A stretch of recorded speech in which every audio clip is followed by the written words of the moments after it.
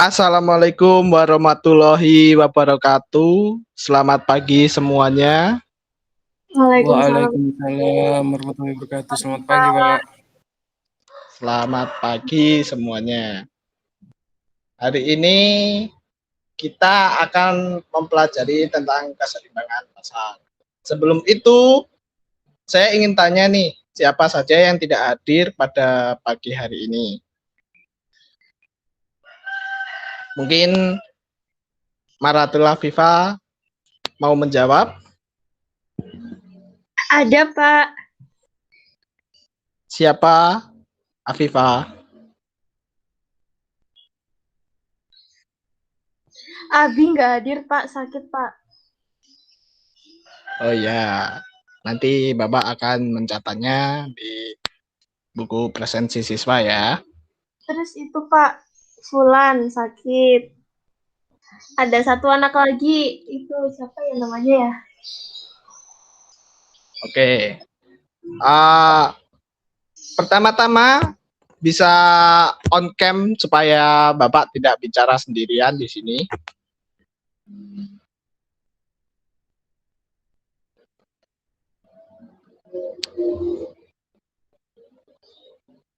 Oke, terima kasih. Sudah on cam ya. Oh, Monica sinyalnya buruk ya, jadi tidak bisa on cam. Ya, nggak apa-apa. Oke, tadi kembali ke pembahasan ya, yaitu keseimbangan dan struktur pasar. Apa sih pasar itu? Mungkin Huda Ramadan bisa menjawabnya. Itu, Pak, pasar tempat jual beli atau enggak tempat transaksi, Pak. Sebagai tempat transaksi. Oke, bagus. Kalau Iva?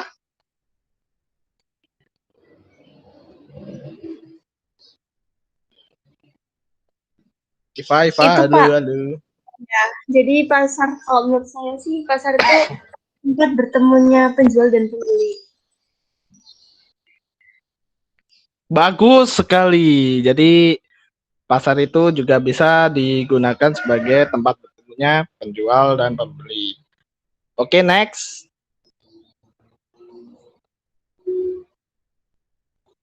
Ya, jadi pengertian pasar secara umumnya ya, seringkali diartikan sebagai tempat bertemunya antara penjual dan pembeli untuk melakukan transaksi jual beli. Konsep tradisionalnya, pasar diartikan sebagai tempat bertemunya penjual atau supply dan pembeli atau sering disebut demand tulisannya, sehingga menimbulkan transaksi. Namun, dalam konsep modern, pasar diartikan sebagai bertemunya kekuatan penjual dan kekuatan pembeli, sehingga menimbulkan transaksi bertemunya penjual dan pembeli tidak langsung secara fisik, tetapi menggunakan berbagai media komunikasi. Interaksi antara penjual dan pembeli inilah yang nantinya akan membentuk harga yang kita sebut sebagai harga pasar. Next.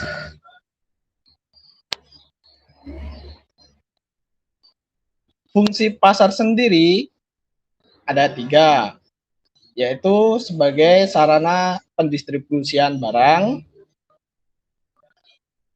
yang kita bisa beli di pasar, ya kan?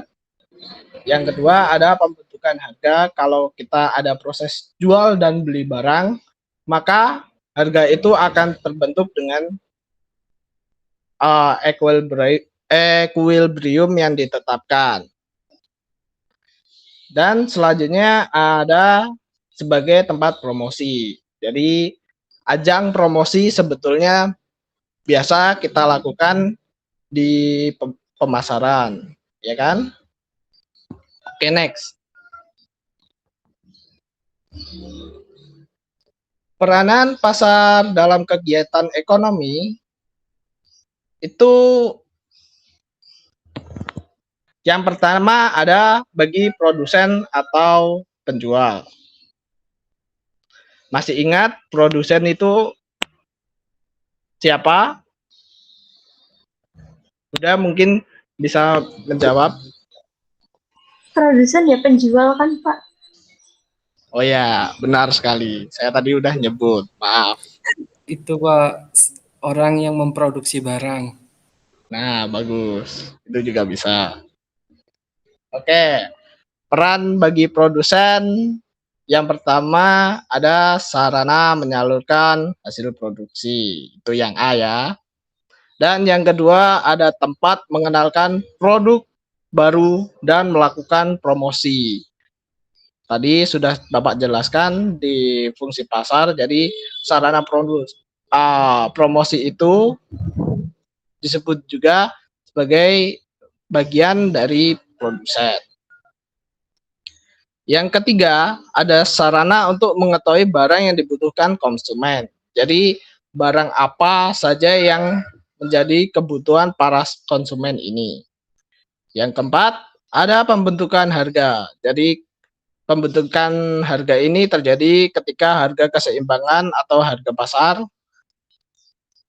memperoleh keuntungan dengan hasil mencapai puncaknya. Dan harga barang ini biasanya akan ditentukan oleh equilibrium dan dibatasi oleh pemerintah agar harga barang ini sesuai dengan harga pasar yang berlaku atau harga pasar yang umum. Yang terakhir ada sebagai pembentukan harga. Jadi sebagai bahan informasi penentuan kebijakan produsen yang terkait dengan jumlah produksi dan jumlah persediaan serta mengatur kegiatan produksi. Oke, sampai sini adakah yang dipertanyakan tentang produsen?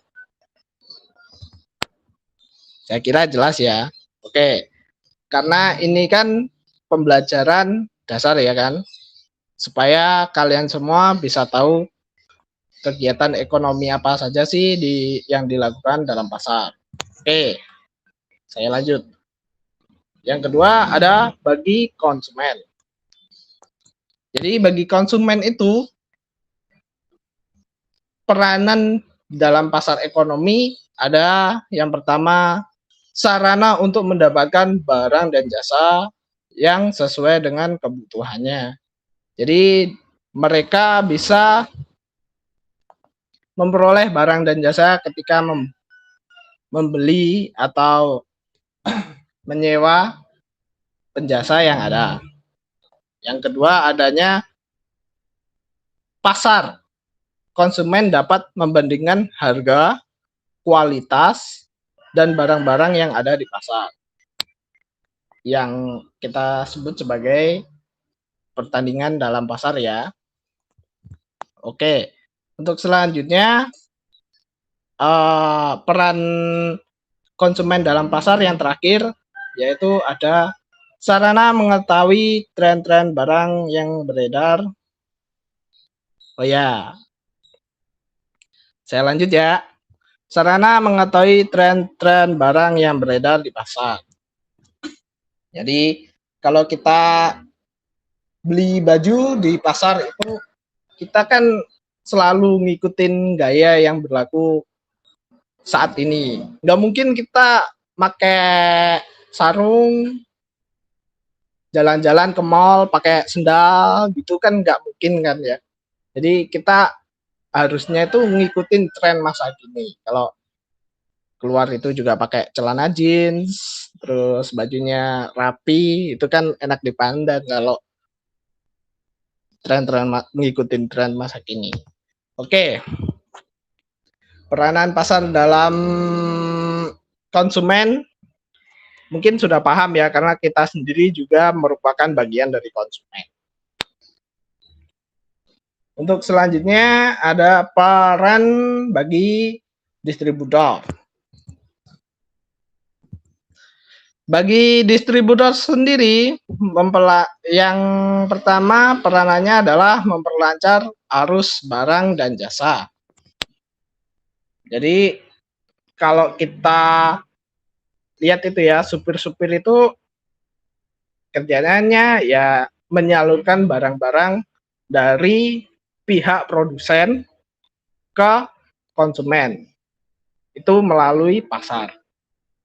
Dan yang kedua, ada sebagai dasar menentukan distribusi yang efisien. Kita bisa lihat contohnya kalau pabrik itu ya akan menempatkan bahan produksinya di dekat sumber daya alamnya tentunya. Jadi ketika pendistribusi itu datang ke pasar, maka efisiensi waktu dan biaya itu bisa diminimalisir. Sehingga biaya pengeluaran dari produsen itu tidak melonjak tinggi ya. Oke, mungkin di bagian peranan distributor paham ya. Next. Untuk selanjutnya ada peranan masyarakat bagi pasar. Yang pertama kita bagi menjadi dua, yaitu bagi pengamat dan bagi peneliti. Bagi pengamat sendiri, pasar merupakan tempat untuk memperoleh data yang dapat dipergunakan sebagai bahan dalam menganalisa situasi pasar. Seperti pergerakan harga sehari-hari. Jadi harga itu tidak tetap. Dari kita bisa lihat dari kalau kita belanja di Indomaret atau di Alfamaret, harganya tuh tidak menetap di situ gitu. Jadi setiap hari update harga. Dan pada saat tertentu menjelang hari raya, pastinya harga-harga tersebut bisa melonjak secara drastis. Kenapa? Karena harga-harga dalam pembentukan itu permintaan dari masyarakat jauh melebihi dari permintaan sehari-hari mereka dibanding dengan pas hari-hari raya. Oke, mungkin di sini paham ya. Untuk selanjutnya ada bagi peneliti. Bagi peneliti sendiri, pasar merupakan tempat untuk memperoleh data tentang segala sesuatu sesuai dengan objek penelitian. Jadi untuk peneliti, pasar ini merupakan bukan hanya untuk memperjualbelikan barang, tapi mereka juga sebagai tempat untuk sumber-sumber data mereka yang nantinya dilaporkan di badan kepenelitian mereka. Oke, sampai sini bagi masyarakat udah paham ya. Oke, selanjutnya ada bagi pemerintah. Bagi pemerintah sendiri, peranan yang paling penting yaitu ada di penggerak roda perekonomian. Apabila roda perekonomian itu macet atau berhenti, tentunya ekonomi dalam negeri itu akan bermasalah nantinya. Untuk kedua ada untuk melindungi konsumen maupun produsen. Pasar dapat digunakan sebagai dasar dalam menetapkan kebijakan harga. Seperti yang saya bilang di produsen tadi ya. Seperti harga eceran tertinggi, HET, dan harga dasar. Harga eceran tertinggi sendiri merupakan kebijakan pemerintah yang ditunjukkan kepada produsen atau penjual dengan menetapkan harga tertinggi yang diperbolehkan dalam menjual barang. Tujuannya ialah untuk melindungi para konsumen.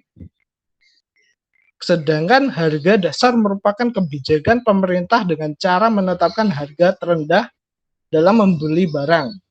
Tujuannya tak lain untuk melindungi produsen, sehingga tidak ada konsumen yang nakal untuk menimbun barang.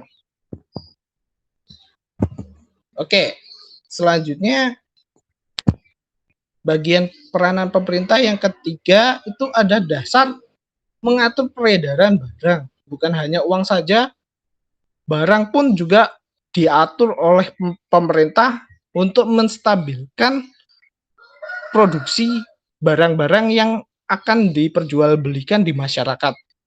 Dan yang terakhir, peranan yang terakhir ada sarana mensejahterakan masyarakat. Sampai di sini, saya ingin tanya kepada, udah. Jadi kalau kamu belanja di pasar, itu kamu itu sebagai apa sih? Bisa di on mic, udah. Kalau boleh Bisa, tahu. Pak.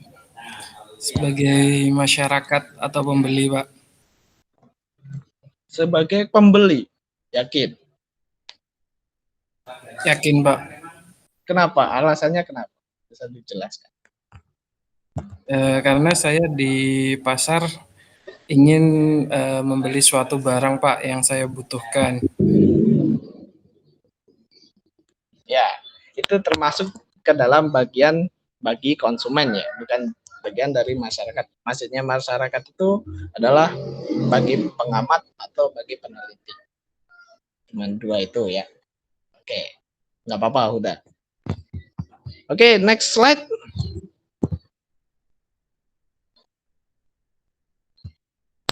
Nah, untuk selanjutnya itu ada pasar persaingan sempurna.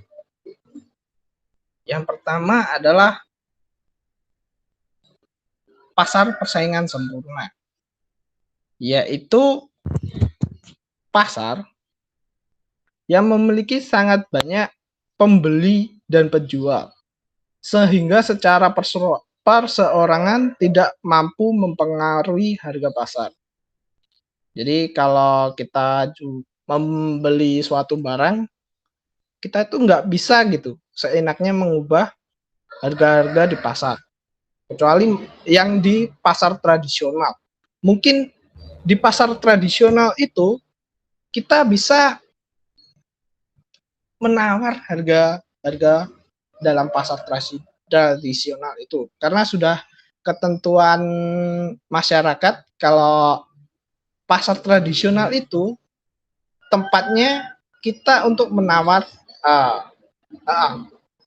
harga barang. Oke. Lalu ciri-cirinya apa aja? Ciri-cirinya antara lain terdapat banyak pembeli. Itu yang pertama. Yang kedua, terdapat banyak penjual. Barang yang ketiga, barangnya bersifat homogen. Yang keempat, bebas keluar masuk pasar. Dan kelima, setiap pihak dapat mengetahui keadaan pasar. Jadi kalau pasarnya lagi rame gitu, kita nggak boleh nutupin keadaan pasar yang saat itu. Kemudian kalau harga barang lagi naik-naiknya, kita nggak boleh nutupin harga-harga itu. Jadi kita kalau membeli barang itu harus sesuai dengan batas wajarnya. Oke. Kemudian pembentukan harga pada pasar persaingan sempurna itu ditentukan oleh kekuatan yang menarik antara permintaan dan penawaran di pasar. Harga yang terbentuk benar-benar mencerminkan keinginan pembeli dan penjual secara keseluruhan. Kelebihan dari pasar persaingan sempurna ini yaitu mampu mendorong penghematan, kemudian pembelian dan penjualan bebas bertindak. Harga tidak dikendalikan oleh satu penjual atau satu pembeli. Kekurangan dalam pasar persaingan sempurna ini tidak ada dana untuk penelitian dan pengembangan produk. Keterbatasannya kebebasan memilih bagi pembeli, produsen memberi gaji dan upah terlalu rendah demi penghematan. Untuk selanjutnya ada pasar persaingan tidak sempurna, yaitu pasar yang telah terjadi bila suatu atau beberapa ciri pasar persaingan sempurna tidak terpenuhi. Misalnya pasar persaingan sempurna yang tidak lengkap ciri-cirinya. Oke, next. Jadi pasar persaingan tidak sempurna ini dapat kita bedakan menjadi 4.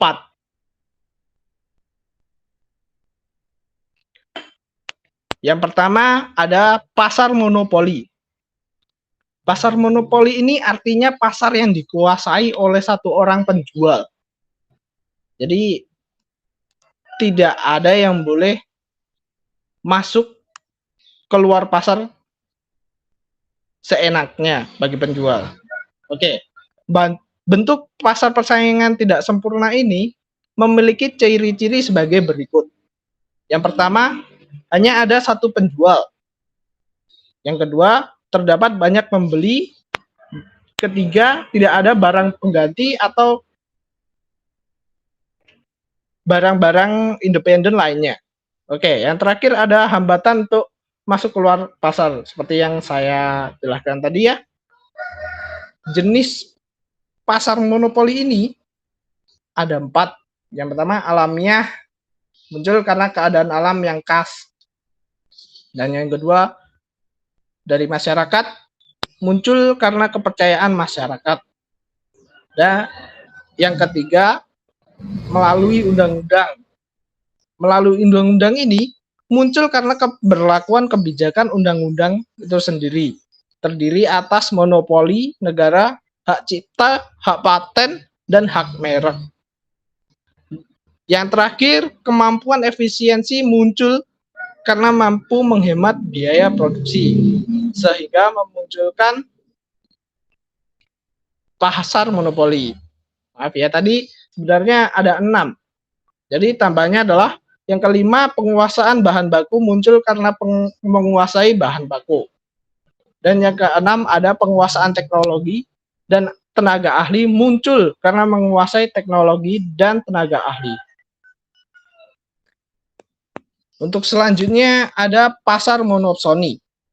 Pasar monopsoni ini artinya pasar yang dikuasai satu orang pembeli.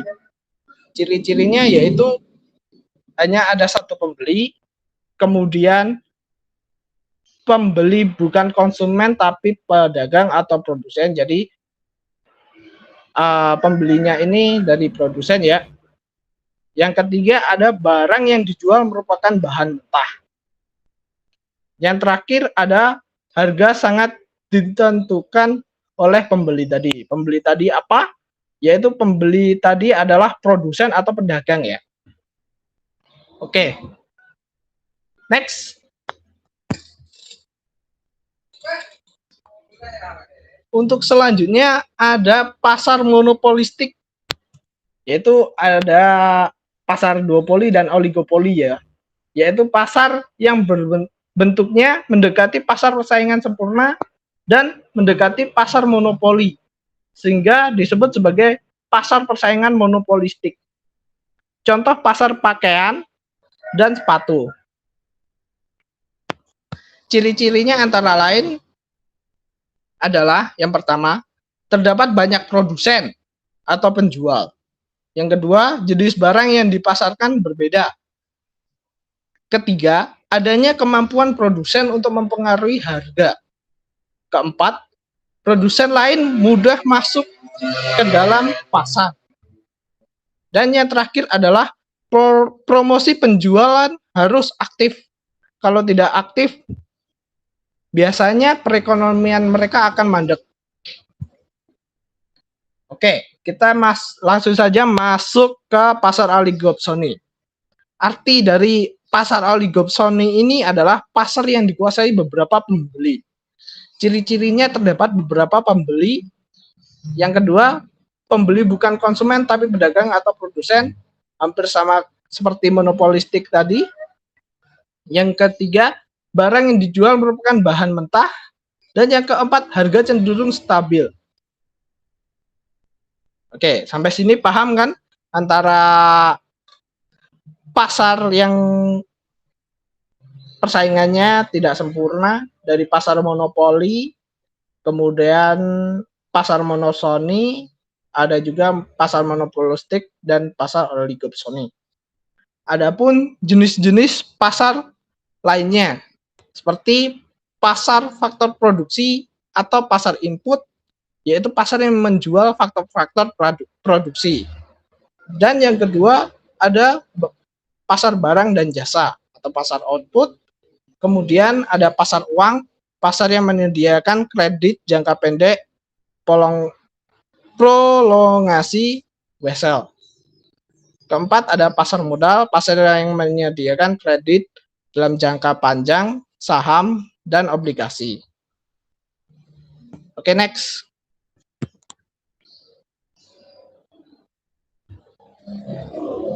Ya, ini tadi ya.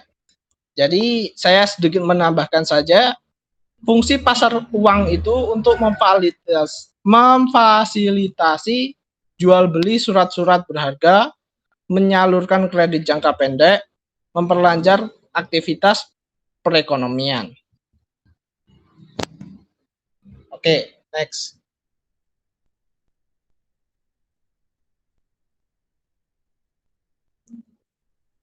Kita akan langsung memasuki hukum permintaan. Jadi di hukum permintaan ini, semakin rendah harga suatu barang, maka akan semakin banyak jumlah barang yang diminta. Jadi sebaliknya, semakin tinggi suatu barang, maka jumlah barang yang diminta akan semakin sedikit atau berkurang. Di hukum penawarannya, ada semakin tinggi harga suatu barang, maka jumlah barang yang ditawarkan bertambah. Sebaliknya, semakin turun tingkat harga suatu barang tersebut dan jasa, maka jumlah barang yang ditawarkan akan semakin berkurang.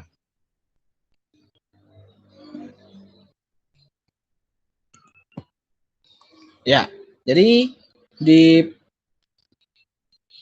hukum permintaan, barang yang diminta pada tingkat harga dan waktu itu adalah permintaan.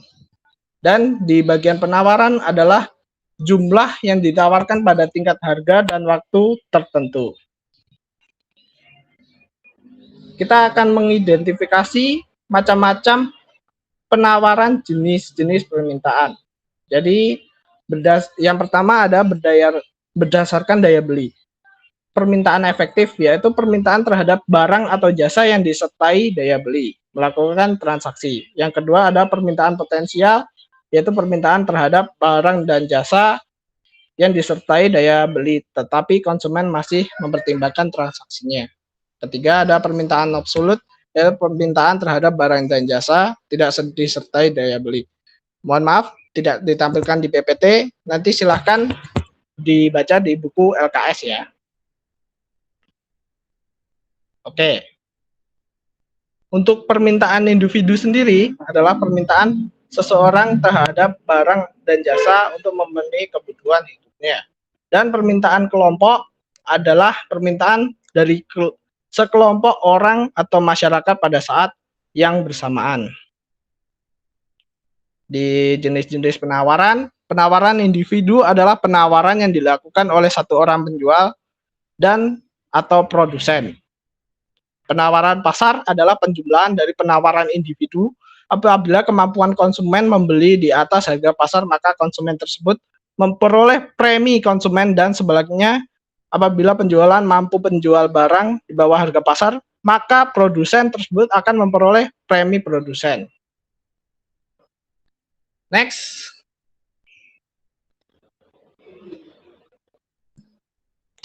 Oke. Untuk selanjutnya ada pergeseran kurva permintaan. Jadi pada hukum permintaan mengatakan ketika harga naik maka permintaan turun. Dan sebaliknya, ketika harga turun, permintaan akan naik. Ada beberapa kasus kurva permintaan yang positif. Ketika harganya naik, permintaan akan naik. Seperti permintaan barang normal, barang mewah, barang substitusi, barang pokok, yang bisa kita lihat pada gambar di bawah. Gambar di PPT tersebut ya. Next.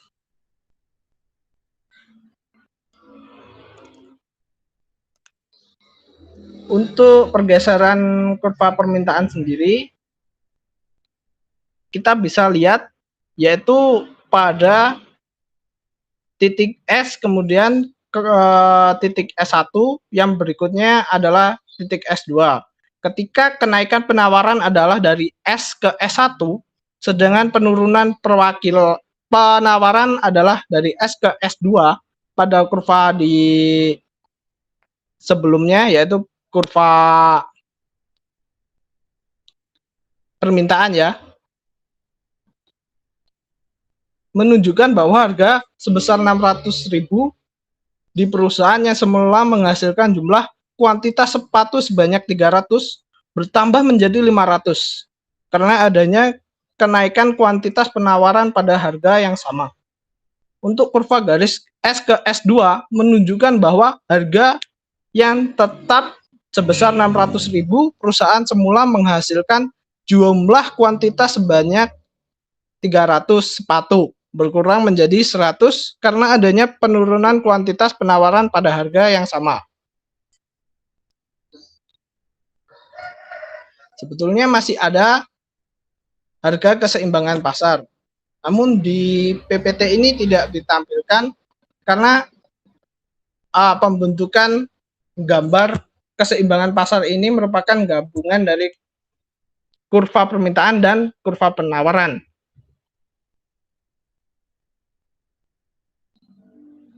Ya, next. Nanti bisa dilihat di buku paketnya ya. Oke. Untuk ini saya akan membagi kelompoknya menjadi 3, yaitu kelompok pertama ada Maratul Afifah, kelompok kedua ada Huda Ramadan, dan yang kelompok 3 ada Monica. Pertanyaannya adalah, saham adalah surat bukti kepemilikan terhadap suatu perusahaan. Saham dijual di bursa saham. Di bursa saham sendiri, orang-orang bebas menjual dan membeli saham. Di bawah ini adalah ciri khas dari bursa saham yang sama dengan pasar persaingan sempurna. Terdapat penjualan dan pembelian. Yang pertama, ciri-cirinya adalah terdapat banyak penjual dan pembeli. Yang kedua, ada jumlah saham untuk perusahaan yang sama cenderung mungkin atau sama. Yang ketiga, sangat mudah bagi siapapun untuk masuk keluar dari pasar saham tersebut. Seseorang bisa saja menjual atau membeli saham dengan menyewa broker. Pertanyaannya, bursa saham termasuk ke dalam jenis apa? Saya kasih waktu 5 menit cukup ya untuk menjawab pertanyaan ini. Silakan direnungkan dan dijawab nanti satu kelompok, satu orang perwakilan. Ya, silakan.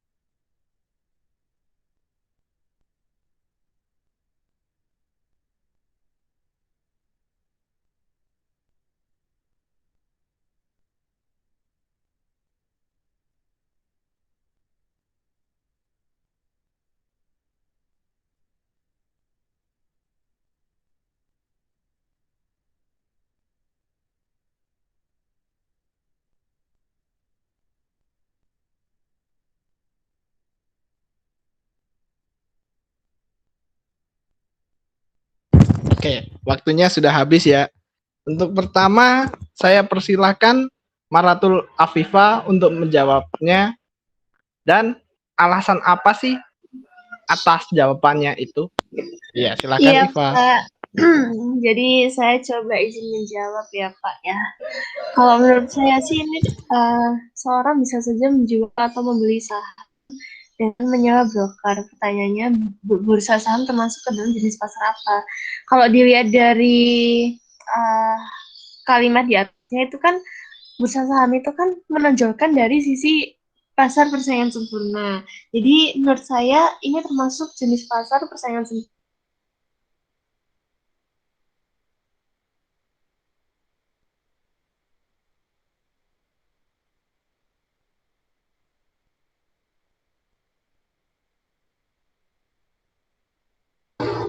Halo, halo, halo. Apakah Iva bisa dengar? Suaranya putus-putus.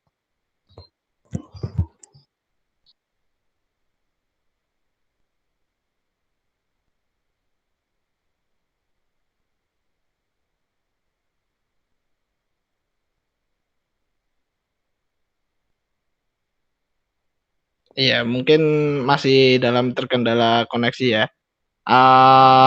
Mungkin udah Ramadan bisa menjawab terlebih dahulu. Itu Pak, mungkin apa bursa saham ini termasuk jenis pasar persaingan sempurna, Pak. Dikarenakan yang pertama yang dijual barang jual yang di bursa saham itu merupakan bentuk saham. Bentuknya itu saham yang bersifat homogen, artinya sama. Nah, terus yang kedua itu mudah bagi konsumen maupun produsen yang ada di sana buat keluar sama masuk, Pak. Nah, terus di sana juga banyak penjual dan pembeli. Kurang lebih seperti itu, Pak. Terima kasih.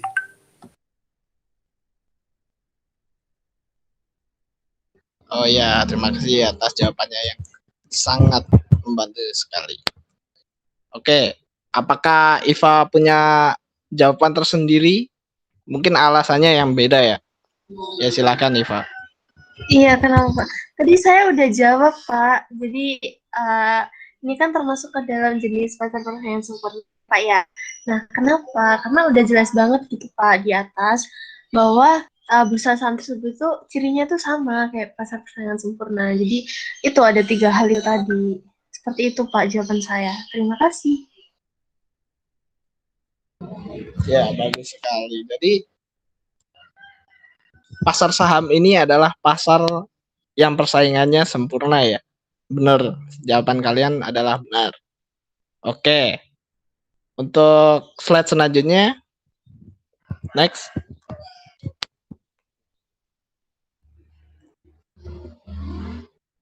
Iya, karena tadi Bapak udah tanya-tanya ya. Jadi siapa di sini yang bisa menyimpulkan tentang pelajaran hari ini, yaitu keseimbangan pasar? Monggo.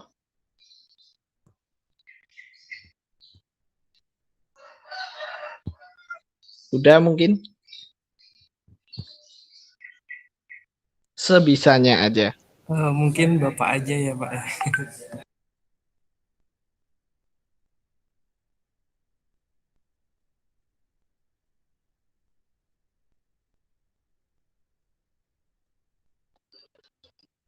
Jadi, aduh, gak enak nih. Pasar. Jadi, apa tadi judulnya? Keseimbangan dan struktur pasar. Sampai kayak gini saya. Itu begini ya.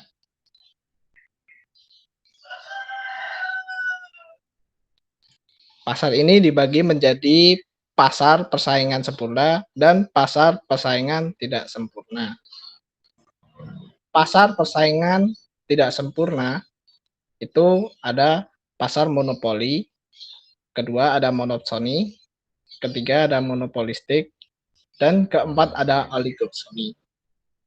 Peranan pasar sendiri itu bagi konsumen ada, bagi produsen ada, kemudian bagi penyalur barang atau distributor ada sendiri, keempat ada masyarakat, dan bagi pemerintah yang peranannya itu saling melengkapi untuk membantu yang namanya struktur pasar. Oke.